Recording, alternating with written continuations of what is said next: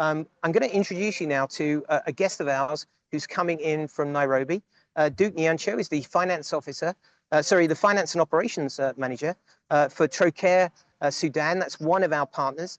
They're a partner with our member Development and Peace Caritas, and they do amazing work around childhood nutrition. We support them in programs in Somalia and elsewhere as well. We wanted to be able to talk to Duke in Sudan, but he actually can't go there at the moment because the situation is too dangerous. So I hope you're with us, Duke, and welcome here. Thank you very much, Andy. Thank you for inviting us to this webinar. Well, it's great to have you, Duke. I wonder, can you please describe the situation that's happening in Sudan at the moment? So the situation as it's happening now, I think looking at the video that has just been shown, the situation is worse, and we would say it's the world's worst humanitarian crisis that we've faced in the recent world.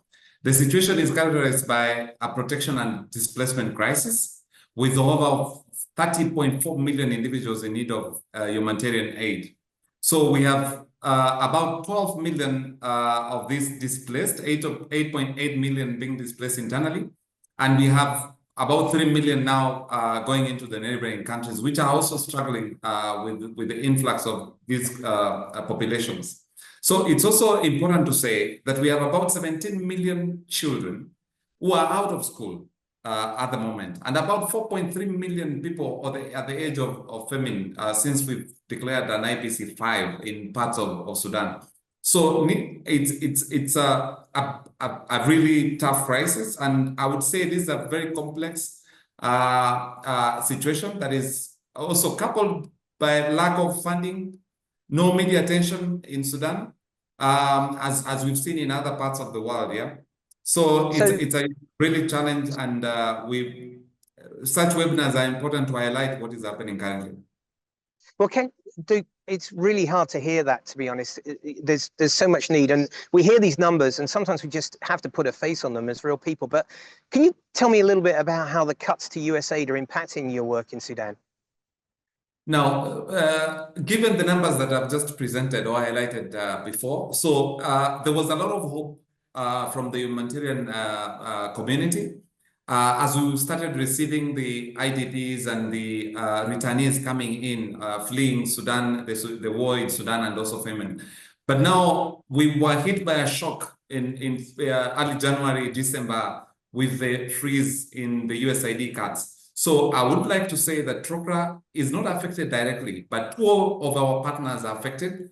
And I would say that they were being funded, almost 80% of their costs were being funded by USAID. So you can imagine the amount of crisis that we are facing now with that cut in crisis, and seeing more people going home who are being relied on by the communities, because it's also important to remember some of the staff who are working for us are also hosting a number of returnees, apart from the people that we have in the IDPs. So some of these people have lost their livelihoods, and really it's a challenge on how they're going to handle this. So it's a big crisis, and it's going to affect us greatly. So any help that can come in from the Canadian people and also other interested parties, it will go a long way to support in terms of managing the crisis that we are currently facing. I can only just imagine, Duke. I mean, in terms of the way that this has happened, just to have 50% of the global aid funding cut like that must have incredible ramifications. But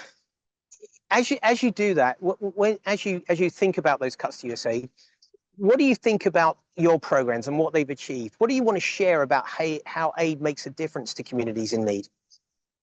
So just to put this into perspective, so the crisis that we have is both, so we are looking at health and nutrition issues, because high cases of malnutrition, food security issues, because now there is famine, IPC 5 being declared, and I would say that our program has reached more than 600,000 people with the integrated health and nutrition programs. And this year, thanks to different sources of funding, including the Canadian Foodgrains Bank through our partner Development and Peace, who have given us, hope that there's somebody out there who's willing and who feels the plight and the challenges that the people of Sudan are facing. So with that, we've prevented so many deaths through our nutrition program. And just to paint a small picture of what we've been able to do, we have children and women who are walking into IDP camps after walking for over 3, 4, 5 months into the camps. And the only way to save these children and the women is through the nutrition supplies that we are able to give, or the nutritional interventions that we have in the camps.